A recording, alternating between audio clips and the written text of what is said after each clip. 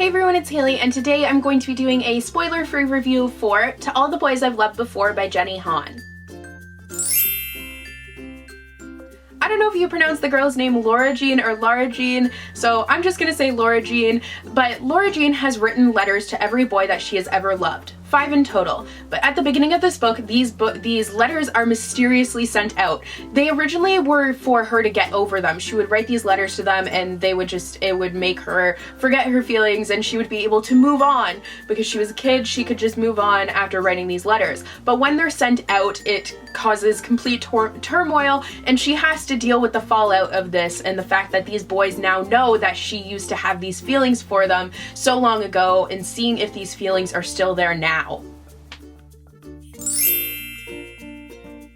I actually read this book 2 years ago initially, but I reread it before I read the second book of the duology, and I really loved this book. I really enjoy the writing. Jenny Han has a really light and fun writing style, but she's also kind of able to tackle some issues in her writing, which I really like. I like how diverse it is and how diverse the characters are.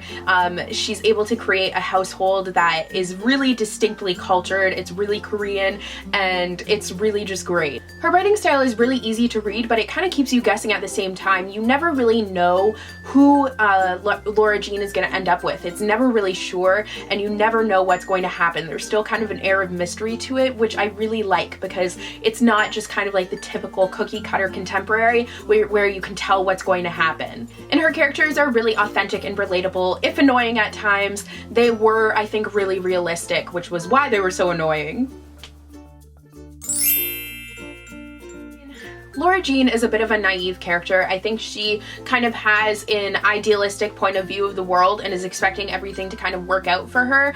I found her to be kind of annoying as a protagonist, but because she's so naive and childish.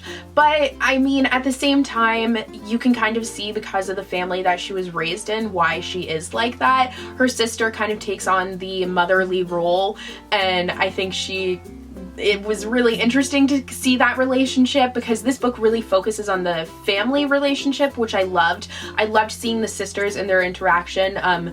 Margot was a very bossy and annoying character, but I found her to be really realistic as an older sister who was in the position of their mother having died, and she basically had to take on the role of helping to raise her sisters. And I think she was realistic because of that, but she was really overprotective, which was really irksome, but I mean, you can understand why.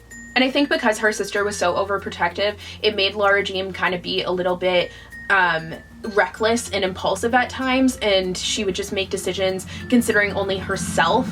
But I think seeing her kind of see how these things affected other people, you really got to see her grow as a character, especially now in the next book. You get to see her grow even more, but I'll get to that when I review that one when I'm done it. I don't really want to talk about the maid male in this book because I feel like it's kind of a little bit spoilery. Not that it is, but like, I just feel like it's better to go into it not knowing what is going to happen as far as the guys go, because there's many options. But I will say that the main guy, I really liked him. That's all I'll say.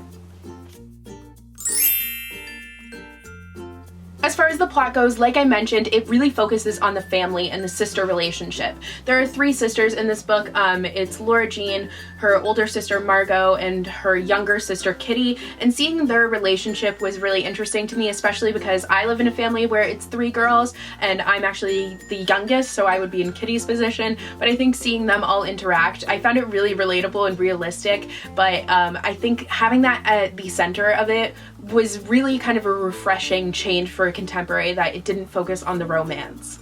And the romance is a huge part of it, for sure, but you also got other relationships in there. You didn't just have kind of like the flat family dynamic, which I feel like you have sometimes in contemporaries.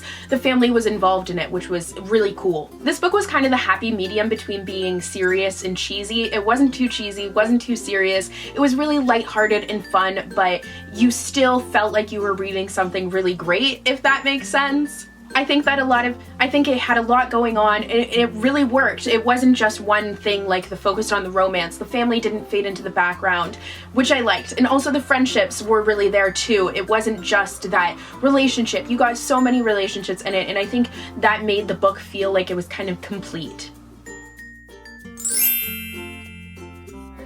overall I gave this book a 4, maybe a 4.5 out of 5 stars. I thought it was really fun, really cute, adorable, quirky, not too predictable, just lots of fun to read and really easy. And I think it's really a great contemporary, especially for the start of summer. It's amazing, and I really liked the premise, loved the relationships in it. I thought it was overall a really great read.